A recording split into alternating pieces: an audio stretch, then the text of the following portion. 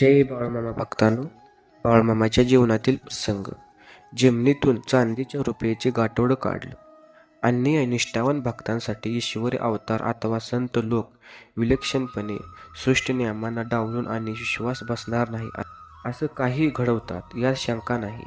अगदी अस्सल वेदांत शास्त्रात सुद्धा म्हटले आहे की तो परमात्मा कोणत्याही साधन सामग्रीशिवाय केवळ इच्छा मात्राने विश्व निर्माण करतो. त्यामुळे संत चरित्रातील अघटित अशा घटना शक्य असतात. पुढील घटना लक्ष्मण वडर यांच्या समक्ष घडली.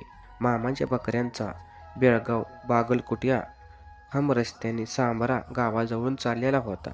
त्या काळी उत्तर कर्नाटकात भागात विशेषतः बेळगाव व विजापूर भागात दूरपर्यंत या असामान्य धनगरांची म्हणजे बाळूमामांची कीर्ती पसरलेली होती. साबरा गावावळून बकऱ्या पूर्वेकडे चाललेल्या होत्या. धनगर वेशातील मामा झपाझप पावलं टाकत बकऱ्या मागत चाललेले होते. एवढ्यात एक अत्यंत गरीब धनगर मामांजवळ आला व म्हणाला, देवा, मला 1,000 रुपये हवे आहे. मला लोकांचे देणं द्यायचं आहे. आपण कृपाळू होऊन मला या कात्रीतून सोडावं. तुमच्या विना मला दुसरा कोणाचा आधार नाही.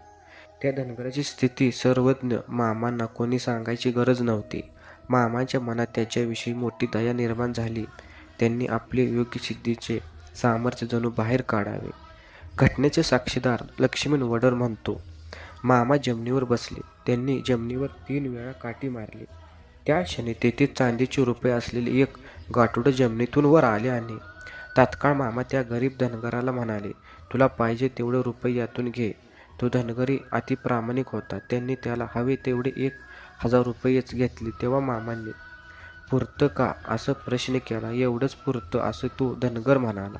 मामाने जमिनीला पुन्हा 3 वेळा काठी मारली. त्या क्षणी चांदीच्या रुपयाचे ते गाठोडं जसं वर आलं होतं तसंच अदृश्यही झालं.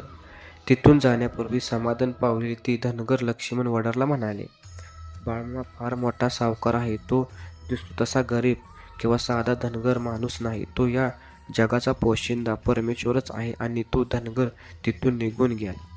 असेच बाळूमामाच्या जीवनातील प्रसंग पाहण्यासाठी तुम्ही आपल्या चॅनलला सबस्क्राईब करून ठेवा. बोला बोला बाळूमामाच्या नावानं चांग भलं, मेंढी माऊलीच्या नावानं चांग भलं.